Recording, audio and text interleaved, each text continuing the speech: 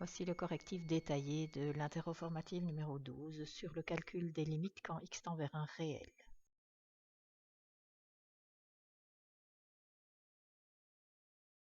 Alors tout d'abord, il ne faut surtout pas simplifier les x-3 qu'on voit de part et d'autre de la fraction parce qu'en les simplifiant, on obtient une nouvelle fonction x-2 sur x-4 qui n'est pas la même que la fonction de départ.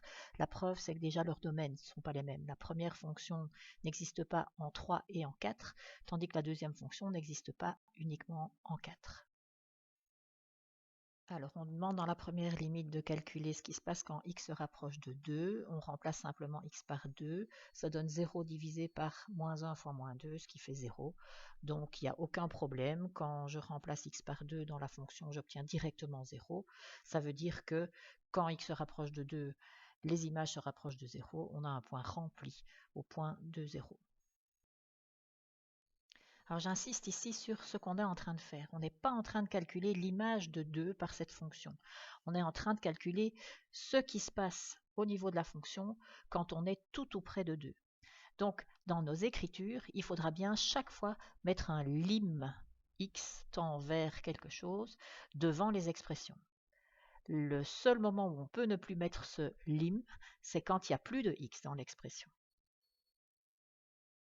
Quand x se rapproche de 3, on remplace x par 3, ça donne 0 sur 0. Ça, c'est un cas d'indétermination. On sait que dans ce cas-là, il faut factoriser le numérateur et le dénominateur en faisant apparaître x moins 3 fois quelque chose. Or ici, quand on regarde la fonction, elle est déjà sous sa forme factorisée. Et donc, on a déjà x moins 3 fois x moins 2 au numérateur, x moins 3 fois x moins 4 au dénominateur. Donc, on peut simplifier les x moins 3. Maintenant, on peut le faire.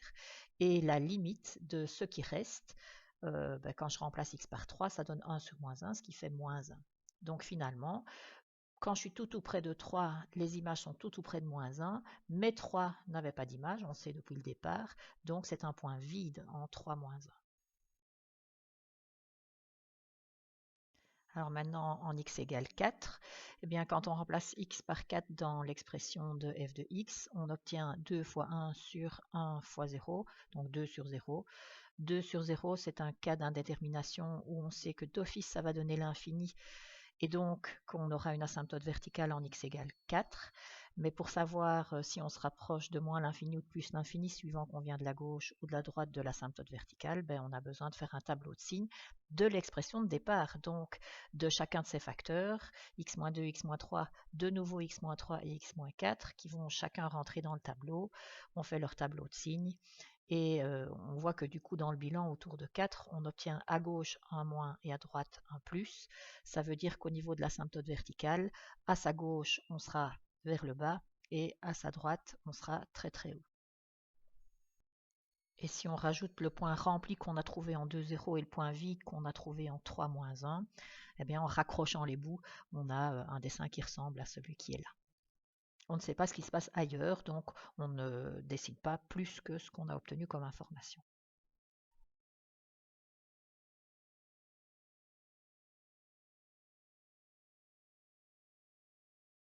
Alors pour cette expression-ci, quand on remplace x par 3, ça nous donne moins 5 sur 0.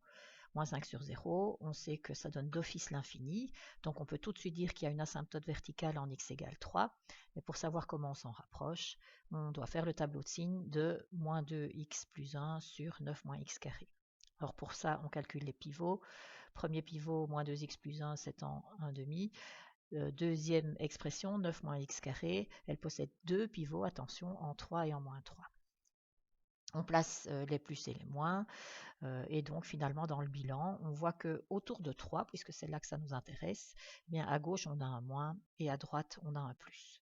Ce qui fait que quand on sera tout près de l'asymptote verticale, mais à sa gauche, on sera très bas. Quand on sera à sa droite, on sera très haut. Donc ça donne le dessin qui se trouve là en dessous. Quand on remplace x par 1 demi dans cette expression-ci, ça donne 3 divisé par moins 1 quart, ce qui donne moins 12. Donc, on n'a pas obtenu de diviser par 0. En 1 demi, la fonction existe. Et donc, on peut dire tout de suite que quand je suis tout près d'un 1 demi, les images sont tout près de la hauteur moins 12. Il y a donc un point rempli en 1 demi moins 12. Alors pour cette expression-ci, quand on remplace x par 2, ça donne 0 sur 0. Donc on sait qu'on doit factoriser le numérateur et le dénominateur en faisant apparaître x moins 2 fois quelque chose. Pour le numérateur, en fait, quand on regarde l'expression, c'est déjà fait. C'est x moins 2 fois x carré moins 3x plus 2. Il n'y a plus rien à faire. Par contre, pour le dénominateur, eh bien, on va faire apparaître le x moins 2 grâce à la division euclidienne. Alors, si vous avez des problèmes pour la division euclidienne, il faut aller revoir cette matière-là. Mais je vous donne le détail là, et finalement, on obtient que le dénominateur peut s'écrire x moins 2 fois x carré moins 2x. Donc l'expression devient la limite quand x tend vers 2 de x moins 2 fois x carré moins 3x plus 2 et en dessous x moins 2 fois x carré moins 2x. Les x moins 2 se simplifient et donc on est reparti avec un calcul de limite comme au tout début. Donc on remplace x par 2 et ça nous donne 0 sur 0. De nouveau, on est dans un cas où il faut factoriser le numérateur et le dénominateur en faisant apparaître x moins 2 fois quelque chose. Alors pour le numérateur, on utilise la division euclidienne par exemple. On obtient x moins 2 fois x moins 1. Pour le dénominateur, on pourrait aussi le faire par la division euclidienne, mais ici on a vu qu'en mettant x en évidence, on obtient x fois x moins 2, donc on a notre facteur x moins 2. Finalement, ça nous donne pour notre limite x moins 2 sur x moins 1 divisé par x fois x moins 2. Les x moins 2 se simplifient. Et donc, en remplaçant x par 2 dans ce qui reste, ça donne 2 moins 1 sur 2, ce qui fait 1 demi. On obtient donc finalement que la limite du tout début qu'on avait cherché donne 1 demi. Quand on se rapproche de 2, la fonction se rapproche d'une hauteur qui est de 1 demi. Mais dès le départ, on avait vu que le dénominateur s'annulait en x égale 2. Donc ça veut dire qu'il n'y avait pas d'image en x égale 2. Et donc ce point qu'on vient d'obtenir, le point 2, 1 demi, c'est un point vide. Alors dernière limite à calculer, quand on remplace x par moins 1, on a 0 sur 0. Donc on va factoriser en faisant apparaître x moins moins 1 fois quelque chose, mais x moins moins 1, ça fait x plus 1. Donc on cherche à avoir au numérateur et au dénominateur x plus 1 fois quelque chose. Alors pour le dénominateur, c'est pas compliqué. X plus 1 au cube, c'est x plus 1 fois x plus 1 au carré. Par contre, pour le numérateur, on utilise par exemple la division euclidienne. On obtient x plus 1 fois 2x plus 4. La limite devient donc la limite de x plus 1 fois 2x plus 4 sur x plus 1 fois x plus 1 au carré. Quand on simplifie les x plus 1, on obtient une expression dont il faut chercher la limite quand x tend vers moins 1. Donc on remplace x par moins 1, ça fait 2 fois moins 1 plus 4 sur moins 1 plus 1 au carré, 2 sur 0. 2 sur 0, c'est un cas d'indétermination où on sait que ça donne d'office l'infini.